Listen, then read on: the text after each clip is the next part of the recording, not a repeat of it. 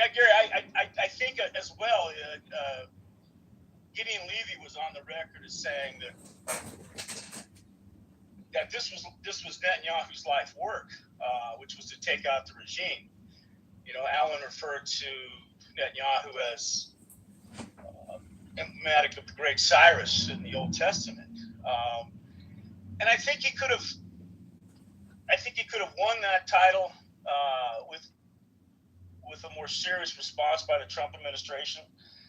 You're right, Gary. In my world, I deal with a lot of American Jews, and I heard one from today who voted for him. That I hope he drops dead. I don't mean that somebody kills him, but that he hopefully has a heart attack or something. So. Well, I don't want to hear that kind of talk, even if you're quoting somebody else on this stage. But you know, I mean, we have elections. He's going to be gone in 2 years, and right. You know, again, I apologize for anything inflammatory. I'm just anecdotally expressing the opinion and comments of one person that I spoke with. So if that guy's talking like that, unfortunately, imagine how others are also viewing this deal, whatever this deal is, this memorandum or this potential deal that's going to be struck, hopefully on Friday. So, but Gary, I don't think the world could absorb any more pain with regard to our oil assets are being drawn down in such a way that the reserves are getting critically low. And even though this deal does get signed and oil starts moving again, it's going to take a while for prices to come down. It's going to take a while for stockpiles to rise again. And then, of course, that only happens if they stay open, right? If the Straits do stay open. So, and I don't understand why he isn't getting a better deal for the Iranian people in terms of the victims. There should be reparations for those families that have died on the streets of Tehran and elsewhere. There should be an immediate release of the bogus arrests of those family members, of those that are being held captive by the regime for kangaroo courts and trials. So, you know, if you're not going to turn over the regime, at least, you know, provide some relief that way somehow with this huge amount of money we're giving them and allowing them to have access to. So, anyway, I'll land there, Gary. Thanks so much, speaking. Thank you, David. We'll go to Merrill, followed by Alan. Well, it's a big win because they had to do it yesterday because Trump needed to be able to say last night for his big event that we won. And they're going to do something real big, too, because remember, he's having his big 4th of July. He's having a rally featuring himself. So that's a win in Trump's eyes. Now, if we listen carefully to what you told us, this sounds like Iran got nothing, actually, because it all depends on their performance in 60 days. So they're not getting money up front. If I'm understanding this, you're saying they're not getting money up front. No, I'm saying that that's what the White House says, but Iran's characterization of it suggests that they will receive money sooner, although the exact timeline has not been presented to us. So obviously, the agreement, they can't agree on what the agreement is. Correct. And I think it would be safe for us to say that Iran is not going to do anything without getting some money. They're going to get the money first. They will open up, they'll open up the Straits of Hormuz, which, as Howard said, was open. It's reopening. It was open. It was open before we went there. And as you pointed out, and I watched, all these generals and retired generals and retired intelligence agencies, day 3 said that about the Straits of Hormuz. So that should not have been such a big surprise to anybody. So no, and we also have to take something else into consideration, or we should, which I don't think Trump does. And isn't Bibi going to be up for re-election? There are elections in November, and of course, it doesn't mean you vote for Bibi for prime minister. That's not how it works. But would he No. be trying to put together another coalition Yes, and remain as prime minister? I don't see any reason why he wouldn't. right. And this is important. It's important to him. He can't just abandon. He can't just say, okay, fine, Lebanon, go ahead. Hey, Hezbollah, see you around. That's not how it's going to work. And that was, you did a show. I don't think any candidate for prime minister would take that position. So I don't think it's unique to Netanyahu. Nobody. No, I'm not saying that it is. No, I'm not saying that you're saying. I'm not saying that you're saying that it is, but I just want to expand upon that by saying this is not a Netanyahu perspective that you are offering. It's an Israeli perspective. The Israelis cannot abide by allowing Iran to arm people who are attacking them on a daily basis. And that's full stop.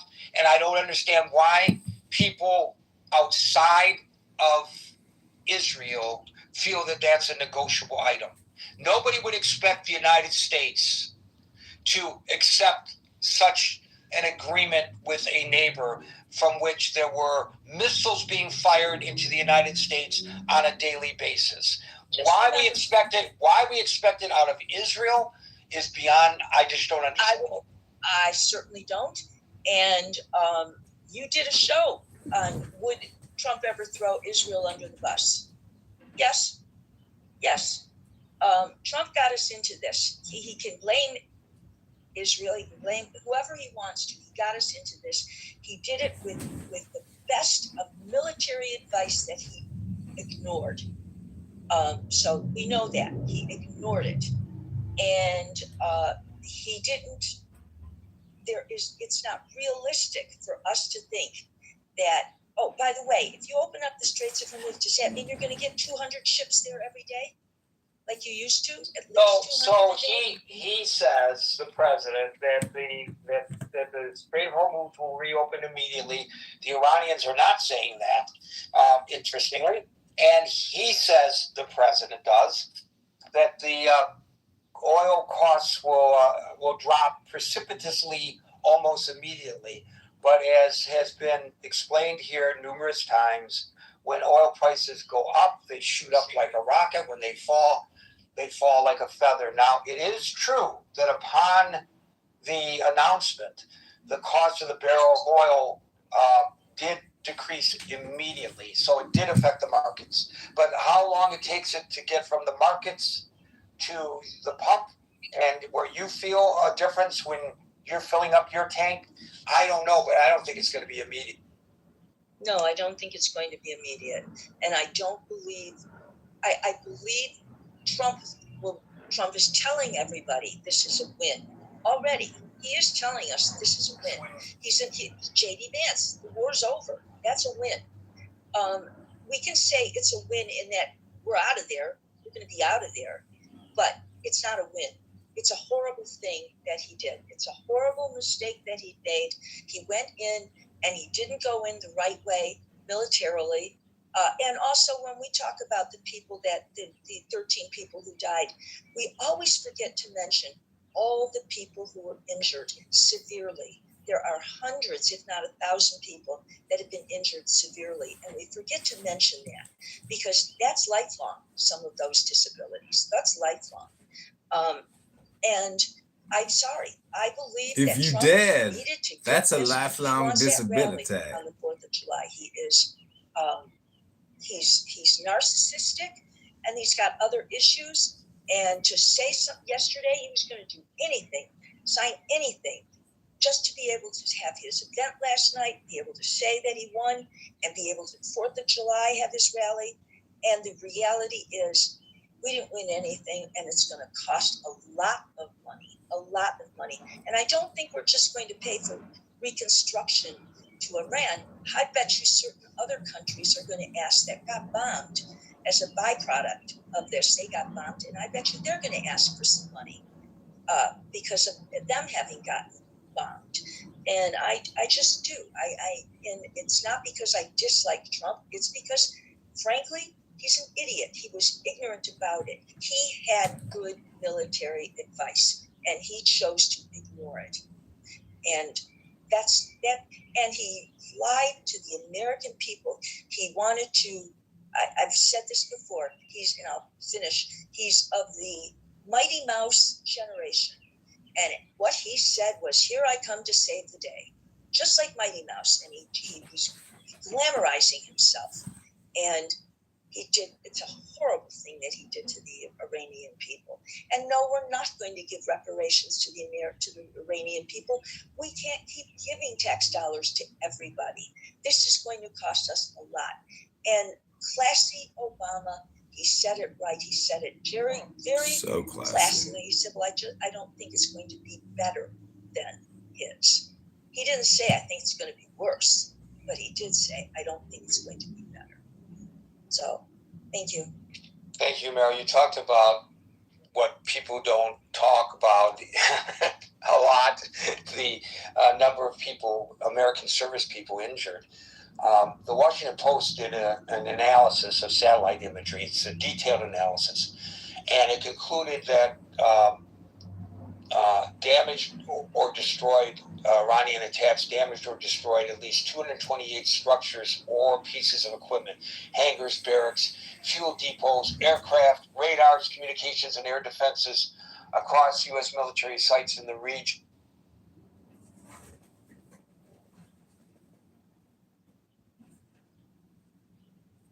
Where's the argument? Marrying a 9-year-old? Where is the argument for that? Where's the argument? You need an argument. I need an argument. Yes, I need a fucking argument. Give me a fucking argument. I'll give you an Islamic argument. Marvin, yeah, I get money because I deploy with the Corps. I deploy in active status. I don't deploy like, well, here, I'll just stay in a hospital. I'm on deploy. No, it doesn't fuck like that. You know, you get hazard pay because you're in Earth's atmosphere. But the thing is what people can relate to is like, you know, Rafi was basically pointing it out. You know, should they get incentives for when they have to be deployed to an extraneous, dangerous environment like Iran? Say, look, if we were to even invade Iran, right? Should you get more, or should your family get more because you're putting your lives in harm's way? That'd be a very valuable question to think about, but we'll never go through that. I mean, don't we already get like endangerment pay? You get hazard pay. Yeah, you do that. You get hazard and endangered. You get overseas pay. You got to think about so the average soldier. Let's say that who's off the coast of Iran right now. They're getting hazard pay.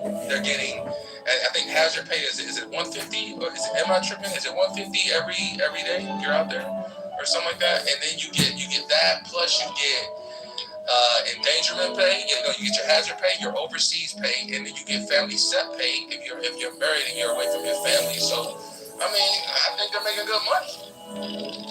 Like those incentives we're talking about, the soldiers already get those.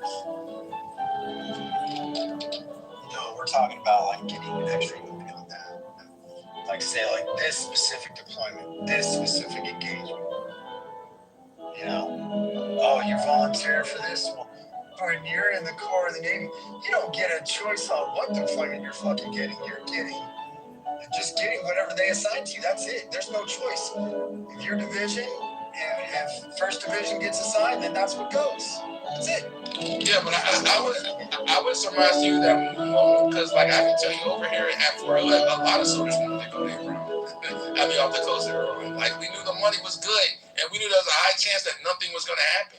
But you're just sitting on a boat collecting a paycheck. So most of them, all of us wanted to go. We all were hoping we were going to get activated for that. And some soldiers are even pissed that about what happened between, where they're decreasing the amount of troops in Germany and Poland. Because, there are soldiers who were going over there. The money's still good. I was in Poland last year. I made a lot of good money.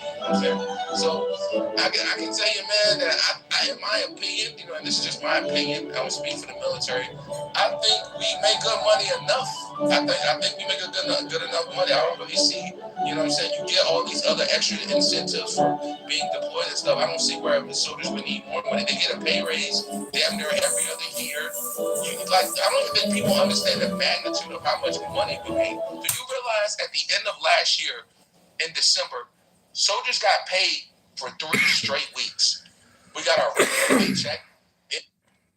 frigates could be used in the Strait, like an Arleigh class destroyer could be used. But they do keep the capital. Well, they're called capital ships. They replaced the battleship in World War II, obviously. But they keep the capital ships, as Gary said, offshore for their protection. Sinking an American aircraft carrier would be a major coup d'etat for the Iranians. Well, that was going to be my point, and I appreciate the getting down into the weeds on this, because I think Gary, your point is right, that we should have prevented it from being closed in the first place, and I think Howard's point is right in saying that why didn't we do that? And it would have been a smart thing to do.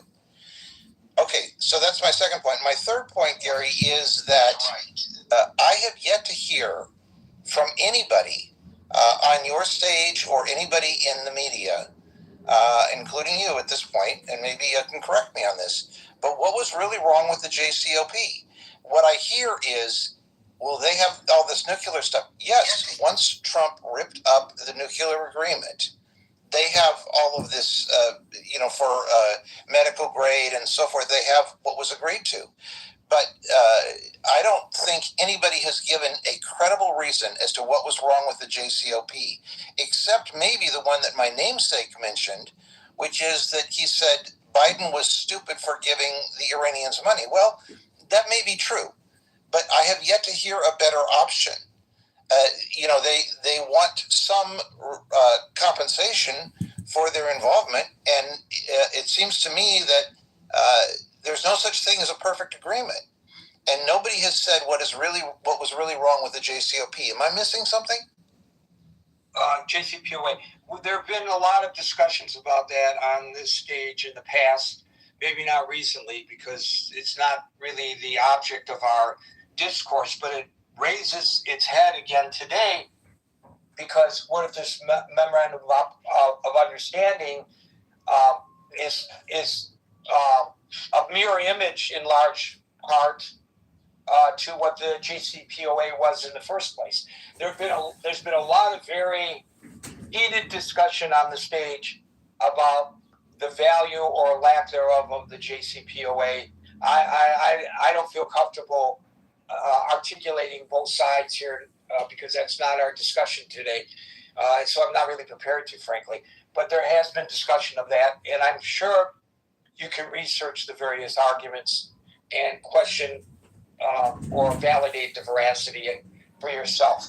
I think when I've heard them, I have questioned the veracity, and I think that's right. I mean, it's easy for anybody to get up and say something, but in terms of actual, and that's why I raised it today, because I recognize what you're saying is right, but in terms of actual solid news facts, I have yet to hear a good reason that the JCPOA was such a terrible thing. And I think the fact that it's going to be essentially redone, except probably weaker, proves the point. And I'll go to the last point that I want to make, Gary, because I know your time is precious, and I want to leave on this point. One of the great things about the JCPOA was that it involved multiple nations. I don't think it involved Israel. So if someone wants to criticize the JCPOA for not bringing Israel into the process, then that's a legitimate criticism. But what I think will be wrong with the agreement that Trump gets, which is going to be in performance only, it's not going to be anything real, is that it will be a bilateral or, very, very weak in terms of other countries. And I think that makes it a weaker agreement. So the president claims that this agreement is better than the JCPOA. We haven't seen it, so we can't assess it. His public statements, as always, are bombastic. In 2018, he called it a horrible one-sided deal that should never, ever been made. Great. But here's the reasons that they outlined. And some people are going to agree with these reasons, and some people, probably you, will not. The sunset clauses and the temporary restrictions, a failure to address broader issues, weak inspections and verification, economic windfall to Iran, overall bad idea for the United States. It was a campaign promise that he made as well.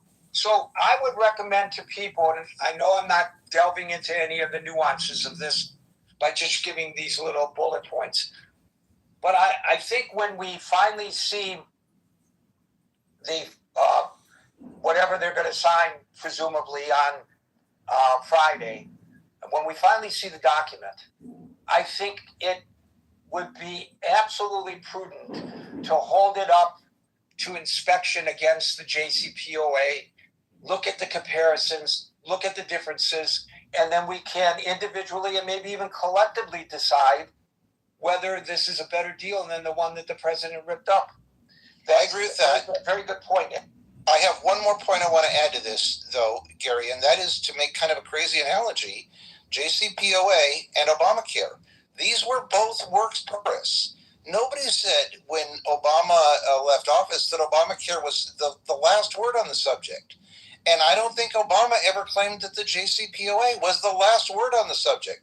But you have to start somewhere. And what Trump did is, instead of starting somewhere, he ripped the whole thing up and started again. And I think we're going to be in a much worse place for it and spend more money, and we have hurt our grandchildren. And I'll leave it there. We will see, and we may see as soon as this weekend. Thank you, Alan. We'll go to Amir, followed by Wood. Hi there, Gary, everyone else, all the mods. Yeah, I mean, with regards to JCPOA, I think you just touched upon it. It's the sunset clauses that was the problem. And if Trump can get a deal, which basically includes no enrichment and the removal of the enriched material, then that would be a better deal than JCPOA. I mean, that's just basic. Now, that being said, with regards to what's going on currently, I think, as quite a few people have mentioned, this is an MOU. It's not an agreement, and there's already huge disputes on clauses 1 and 2, apparently, regarding IDF pulling out of Lebanon, going to the international borders, stop bombing South Beirut, all sorts of things, which are obviously, I'm not going to go over them. You've already mentioned them, Gary. There's disputes over what's actually in there. No one really knows what's in there, and no one really knows what goes on in Trump's mindset either. We can only guess. But for me, it's interesting that U.S. Foreign Secretary Marco Rubio has not really made any comments about this. I mean, has he said anything about it that I don't know about? I mean, I do follow him.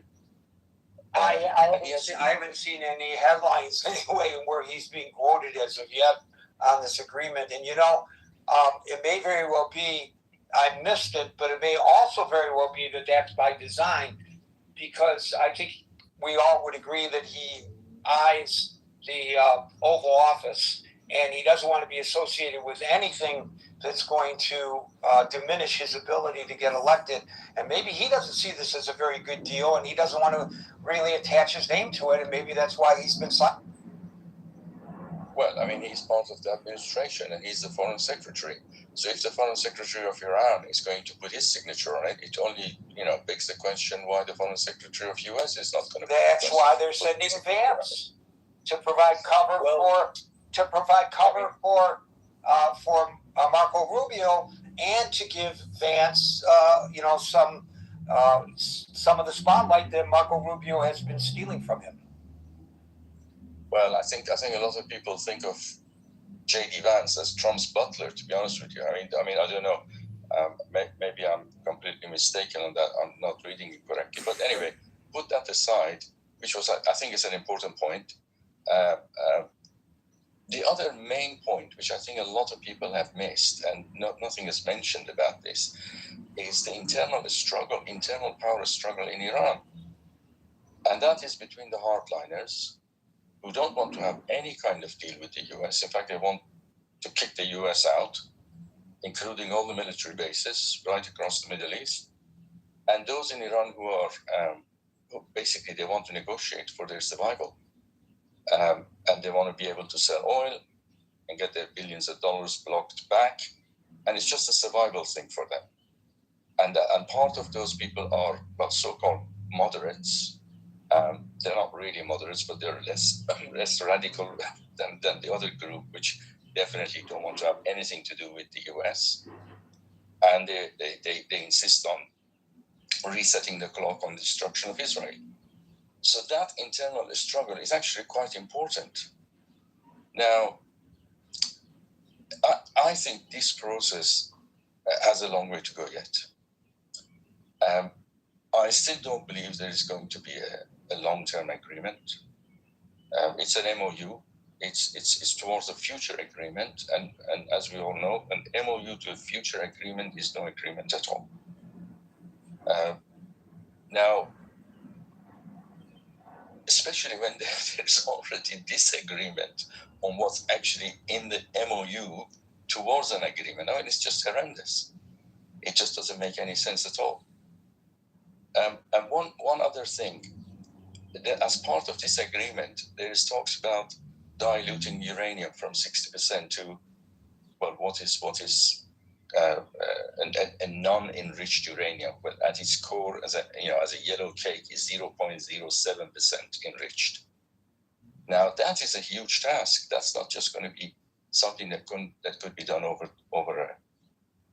a short period of time. Well, maybe it is. I don't know. But I would have thought that if it's taken a decade or so to get 60% enriched, then it's going to take quite some time to dilute it. Now, how do I summarize all this? I actually think, I am still thinking that the administration bet is on the internal conflicts within Iran. I think that's a key point here, which is often overlooked. I mean, we can look at it this way. The blockade was actually favoring Iran. Why? Because it kind of unified the hardliners with the IRGC and the moderate elements in the government. It unified them because there was a kind of an enemy blocking their oil and controlling their bit of land. Now, if that is removed, that unity is likely to be shattered. And because that conflict is now going to start, that is going to be played out over the next 60 days or so. And my bet is that because money is involved, they are going to be at each other's throat. Because that's how it has been all along. The circle of power has been reducing since 1979. And every time, a lot of people which were originally considered as one of us are now the enemy, and they are now pushed out of the circle. And that circle has been reduced over time, times and times again. And this is going to happen again. And until it becomes to a point that it's just about to collapse. I think that is probably what is in the back of some people's mind. Perhaps not Trump, but part of the administration, perhaps Netanyahu and others. And I'll leave it there. Thank you, Amir. We'll go to William, followed by Philip. Hey, Gary. Hey, everybody. If you have people, even at this level of memorandum of understanding, which is not an agreement, it's just almost like a preamble to an agreement. And even before there is the ceremonial execution of a memorandum of understanding, all the parties to the agreement, being Iran and the United States, the parties are saying, we don't have an understanding. If there's no meeting of the minds, there's no agreement. I mean, that's just basic contract law. There's not much more to it. And I think, to understand what's going on here, I think we're missing something if we don't look at the larger context of other things going on in the world. And part of that is the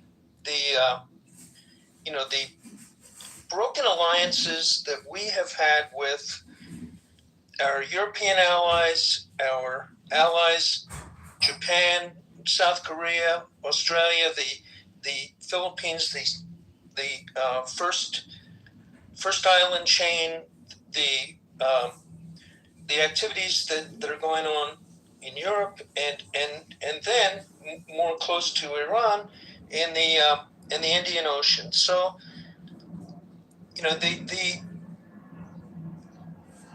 what is the consistent theme of that has gone on? Because we can't see the agreement. There's no transparency. We can't flip a coin. Do you want to believe Trump? Do you want to believe the Iranians? I don't really believe either of them. But then we're left to look for what does this really mean? What's missing here? Well, the consistent theme that's missing here is who benefits is a basic Machiavellian analysis. Who benefits, and who's Trump really representing? I mean, I think the Iranians have their fractured politics, and I'm not qualified to comment on that other than taking note that there are multiple sides within the Islamic Republic of Iran regime, but who benefits on our side? And it's not even clear from what we've seen who benefits from this deal. Do the people of the United States benefit from this deal?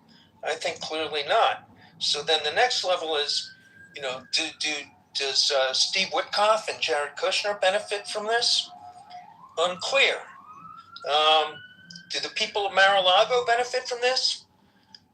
We don't know. So I think there's a lot of missing pieces, and the fact that there's no actual there's no agreement, and the two sides, even before signing, are just in disagreement of what the memorandum of understanding contains. I think whatever happens next week, if anything, is just purely ceremonial and for show. And I don't think we really have evidence to say one way or the other what's included or not included, until we can see the breadcrumbs. We'll know if there's an agreement when the check cashes. And the fact that we are going to be funding our enemies sounds like it's a pretty big fail. So, and when I say our enemies, I don't mean the people of Iran. I mean the mullahs and the IRGC. So did you feel the same way about the JCPOA that included giving money back to the Iranian? I thought that was a flawed agreement, and it wasn't, as another speaker said earlier, I didn't think it was the last word. I think that rather than ripping up the JCPOA, Trump could have renegotiated. If he was acting presidential, he could have renegotiated a better agreement rather than just ripping it up. So no, I don't think the JCPOA was perfect, and I don't think it was the last word, and I don't think it was a final resolution of anything. But Trump's been president before. Don't forget that. That he was president, and then he was not president, and now he's president again. So, Trump didn't think it was a good agreement when he ripped the deal up, but he didn't renegotiate it either. So he didn't leave us in a stronger position. So, I don't think you can just point fingers at one side or the other. I think it's been a big failure all around. Thank you for that, William. We'll go to Philip, followed by Ann. Thank you, Gary. I just have a comment on the Strait of Hormuz. I think, it's such a great strategic advantage for Iran that it's really, really difficult to stop them from exerting their control over it.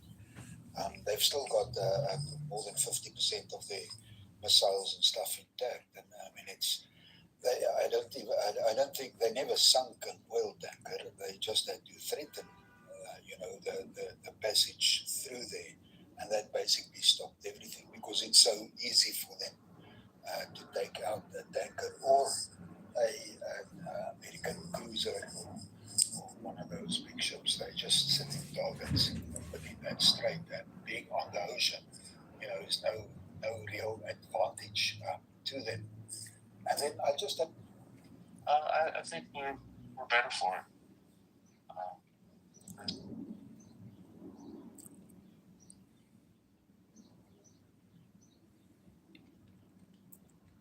I have the Drewski clip as well. I have the one that's on Breakfast Club. I could play that if people want. I don't know. It's getting weird in here. Oh, I'm happy to hear that one. They will not withdraw. As far as they're concerned, it seems like they're saying that the agreements between the U.S. and Iran has nothing to do with what they're doing, and they'll continue doing what they do.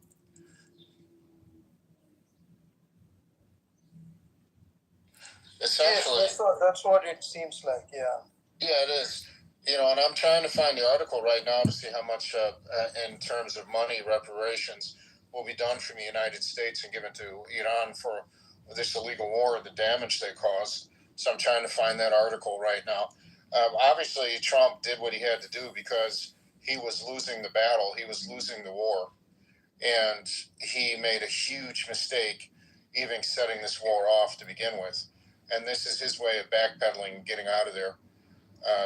So it's really a disgrace to this country what he did, and he is a disgrace to humanity. And unfortunately, the people of the Middle East still suffer, and the people of Iran still suffer, because Israel is not going to stop any of the atrocities. They will not stop their genocide.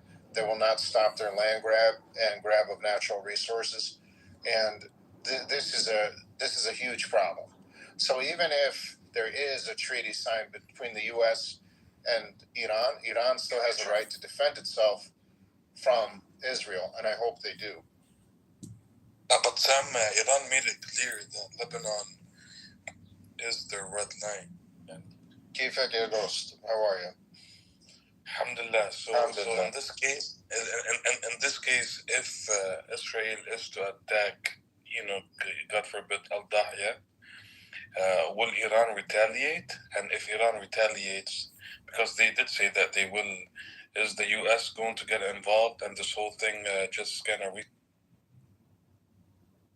that's a good point. I want to look into that too. So what you're saying is Lebanon's a red line. I agree. My understanding of everything that took place is that Israel obviously is not going to stop any of these military atrocities. So what does that mean for the Middle East? Obviously, Lebanon's not going to fight back because they have no resources. Syria could only bolster and protect their border. But in terms of actively fighting Israel, it'll be a short fight. Unfortunately, they're not strong enough. And so what happens? Here's a scenario. So let's say they sign this treaty and it's all executed and all that. But what if Israel continues its aggressions and Iran retaliates? Does that mean that the U.S. will be dragged back into this?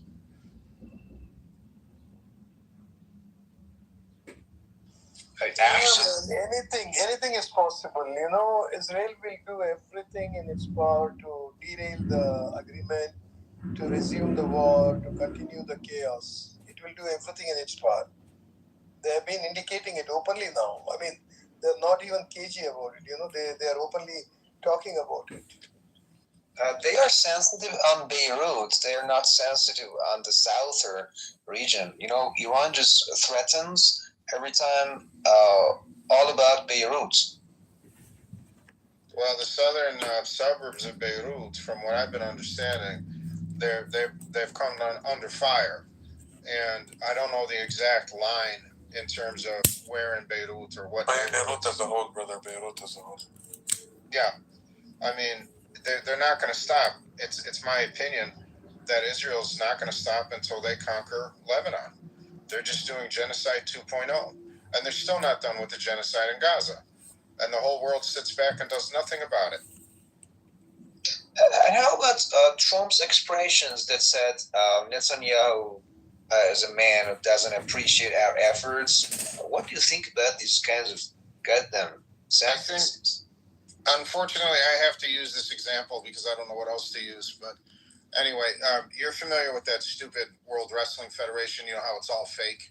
and those guys, like the good guy and then the bad guy, they talk all this smack, and then they go in the ring and they have a stupid match, and then it's all an act.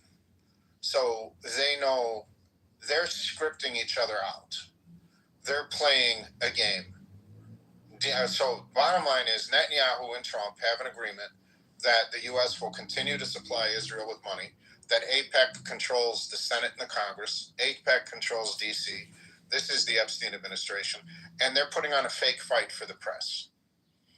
And this is a swerve, and this is a distraction. They're actually in bed together, and they're doing everything, and they're trying to appease the mass audience. Where because here in the United States, Trump's popularity is near zero, and he's destroyed the Republican Party, and he's destroyed our economy. So when he steps up and says, "Oh, it's not my fault; it's his fault," then people say, "Okay, he's finally coming around." But he's just playing a game.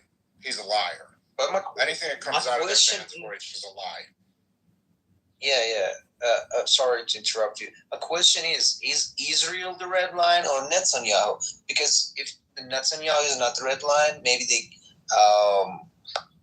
they leave him alone. Because some guys in Israel are really against him. So don't you believe in that? So who are you saying is against Netanyahu? Because in D.C. and in our government, it's hard for me to tell you who's against Netanyahu because they're all funded by AIPAC, the majority of the Senate and the Congress. And of course, Trump is in the back pocket of AIPAC. So, the people here in the country, the civilians, the non-politicians, of course, there's a huge rally against them. No, that we don't want any part of Israel, but we don't make the decisions here. So, unfortunately, we are, once again, the administration, this government's in the back pocket of Israel. They will do whatever they're told. Yeah, I know. In Senate, they just clap for that guy. I've ever seen that. But sometimes I ask myself, is it going to continue forever? That's support Netanyahu? Because if they feel they are being damaged by the situation made by Netanyahu, that no control over him, maybe leave him alone. But as you say, because you are more familiar with the politics in U.S. It's rather transparent, and the internet's open for everyone. And the bottom line is, when you start looking, if you start following the money, follow the money in Congress, follow the money in the Senate, follow the money that bailed out Trump for so many years, follow the money that ensured Trump's win for the election after he was convicted of felonies. Follow all that money. It all goes back to the Zionist AIPAC. It all goes back to the Zionist, the money holders and the shakers and the movers of the Zionists. The Jewish lobby, or the Israeli lobby, basically. It makes sense. Correct. Yeah, so that's yes, we are the United States of Israel. We are not the United States of America. It is ironic that you said that, because I'm thinking, are we occupied or are you guys occupied? I don't know. Good point. Very good point. We are. But Sam, this is my opinion. Trump will be the last president from whom Israel can get many things done. And the president who comes after Trump may not be as amenable, and also because the American public is turning against Israel in many ways. So Israel is trying to get as much done as possible before Trump leaves office. And that's why I think they continue to wage the wars. They continue to steal lands. I mean, everything. There are two reasons. One is, of course, Netanyahu's own survival, and the other one is what I just said, that Trump is their best bet to get things done, which may not be possible when the next president comes. Trump is, Sorry, Brother Sam. I just have a question, brother. Based on what you just said, would you think that America's actions are her own or not, really? Absolutely not. We don't work independent. We are controlled financially. The media, and this is not conspiracy talk, anybody could research this. The media in the United States is owned by Zionists. The entertainment industry in the United States owned by Zionists. The banking industry in the United States owned by Zionists. The supply chain owned by Zionists. I could go on and on. Economy basically, basically is owned by them. So America so is not. Go ahead. So you would say, my brother, because we were arguing the other day, me and Edward, we were arguing actually, we were debating. So you think, would you call that influence or is it total control? That's a good question. It is complete and total control. All the puppet masters are Zionists. The ones that pull the strings are Zionists. Okay, the United States is not a democracy. It's a hypocrisy. We're not here to have life, freedom, and happiness and all the other crap that's spewed out. We're here to pay taxes, and so our money goes to Israel. But how about those old days, man? That's someone like John F. Kennedy said something against Israel about their atomic plan. Is it just old days? But what is it? JFK was very upset and very leery about that Israel was accumulating nuclear weapons, and he rubbed the lobbyists in D.C. wrong. So JFK was not murdered by some patsy who fired perfect shots from a building and nailed them every single time. It would not surprise me if that was a Zionist, it was a CIA, Zionist, and Mossad hit. It would not surprise me because he was vocally against Israel. So basically what you're saying is it is a complete and utter control, or pardon my French, they've got you by the balls. Yes, what you say. And I'll give you a world example that anybody can look up themselves. You do realize that Epstein, the most prolific child murderer, rapist, and pedophile, was a Mossad agent. Definitely right. Definitely right. And what did he do? He set up a honeypot scam. What's a honeypot scam? He would bring in the most powerful people, and he put them in rooms with video, audio. He'd get them drunk, he'd get them drugged up, or they could be sober too because they're pedophiles. And he would bring in these girls, and these girls would be raped and murdered. And it's a great time. It's a party, this and that. The next day, he sits them down. He says, "Okay, you're working for us now." And we've got jumped on you a bit. Are we going to witness that in the future the court will put this off, this file? I mean, the problem that we have is the APEC is keeping and pushing down the Epstein files as much as possible.